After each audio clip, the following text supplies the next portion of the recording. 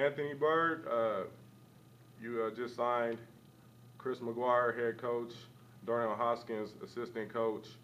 Um, how do you feel about these signings right now? Oh, I couldn't be more elated to be able to get two great guys to be a part of our coaching administration. This has been, the journey so far has just been a monumental task. One of the key components um, in running a basketball team is having the right administration, but more importantly, your coaching administration is more important because that is the liaison between the front office and the team. And these are the guys that are responsible for our guys mentally and physically. So it is a major component that communication is key between the coaches and just the experience alone between these two guys is just it's just unbelievable. They're well known in the community. Again, you're not talking about guys that have just been coaching, but they've also played from the high school level, college level, professional level, and now they're coaches. And again, one of the things that really drew me to getting these guys, bringing them on, was that they understand the vision. They understand the long-term vision as a whole. The purpose of the team and the organization is to develop guys. For far too long, Dayton has not had a vehicle that allowed for our players to be able to play on a professional level. As Coach Hoskins had referred earlier, it's more than just on the court. It's about being professional off the court, being prepared for the next level, being prepared financially, being prepared mentally, being prepared physically, as well as spiritually. One of the things that I've learned, was that these guys are coming fresh out of high school, so they never had not necessarily the experience to have to be on their own, to travel across across the country or travel to other countries. One of the biggest things is you get a guy that calls you at 4 o'clock in the morning and he doesn't have any money. And it's like, where's your money? I left it at home. You left it where? Here in America?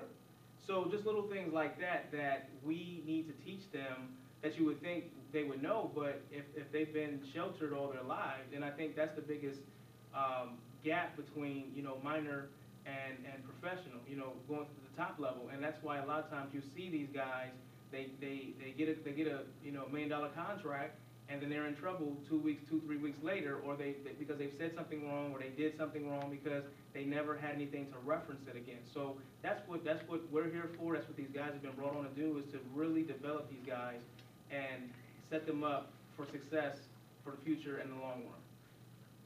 Cool.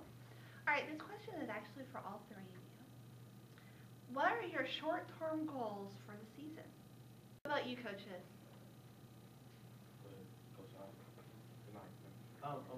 Short-term goals, obviously, to be able to put a product out there on the floor that the Dayton community can embrace, feel a part of, to be able to create that enthusiasm necessary for a small time team to be able to thrive off of. That consistent fan base is what, from a short-term perspective, will be one of our goals, to get that community tie-in, so they can directly relate with the players that we had, to want to see them grow, to grow with them, to say, hey, you know what, I was there in that inaugural season when the Dayton Air Strikers had such and such, and now he's gone off to do X, Y, and Z. I think that's certainly a short-term goal of ours, to be able to put these kids in a position to be able to advance them. Chris? Absolutely. I think just piggybacking off of what Mr. Bird, Mr. Hoskins just stated, is that short-term goal definitely.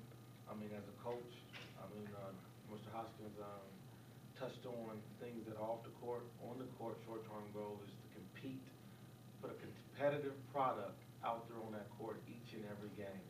In this 8-game season, starting with the first game, May 8th, is to have a competitive product that Dayton can really embrace and be proud of.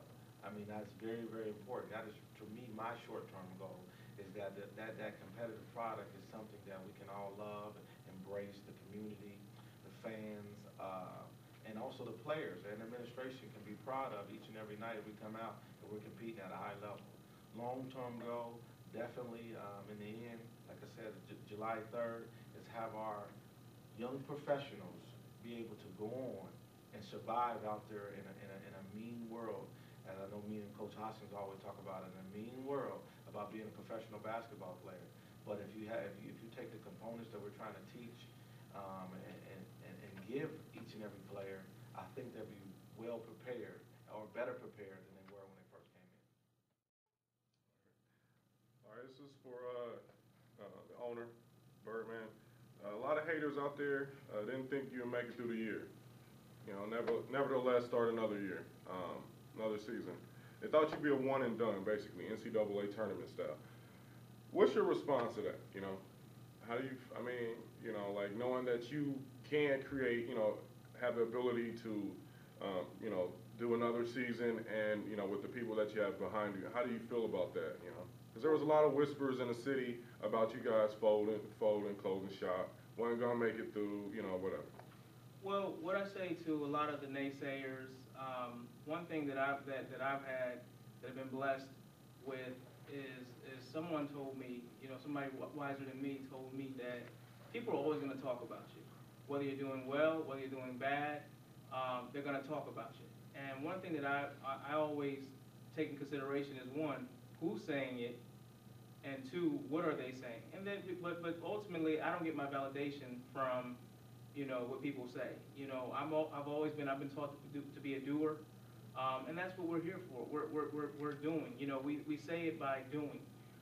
Again, it's a professional ball club, but we're here to develop. And one thing that we are conscious of is you know, some of the do's and the don'ts.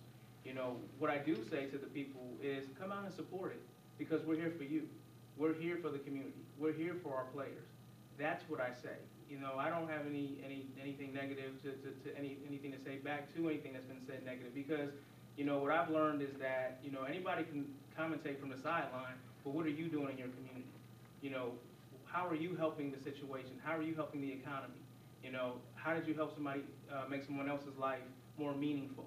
And that's what I look at. So again, when I say, I always take consideration of who said it, because is it someone that's criticizing me that's going over and beyond the call of duty in the community, giving people jobs, you know, nurturing people, you know, generating income? Those are things that I look at. But for those that are just on the sidelines, just, you know, just looking to say something because they're not a part of it or they want to be a part of it, you know, God bless you. You know, and that's really all I can say from that perspective. You know, we're going to keep doing what we're going to do because we know why we're here. We're here for the long term, and we're going to do everything we can to make sure that we stay here long term, because it's more than just getting fans in the seats. It's a program to develop young professional ball players. All right, we got a last question. All right, how soon can we expect a championship? I'll leave that to these gentlemen. Well, honestly, very soon. I mean, if we're going to be a part of something, winning mentality is something that you have to have in this level. You got to have confidence, but you have to understand what you're up against. I know it's a hard-fought battle. I know it's the first game is May 8th, but you know, I mean, if that ever changes, then I shouldn't be in this seat. We want to win the championship. We want to win right now. We want to win today, tomorrow, and the next days to come. But we understand it's a process. You know, like we said before, you can't measure our success about winning and losing. Our success is how we prepare these young men to be able to elevate their lives professionally, spiritually, physically, and mentally through the community as well as on other levels. That's what our real success will be geared at. But as a head coach,